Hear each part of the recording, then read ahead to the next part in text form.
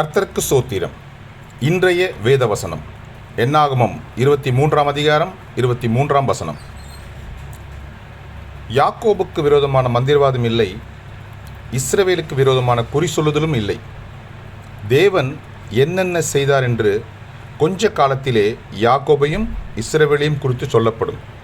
ஆமென். என்னாகமம் 23:23. யாக்கோபுக்கு விரோதமான மந்திரவாதம் இல்லை, இஸ்ரவேலுக்கு விரோதமான குறி சொல்லுதலும் இல்லை.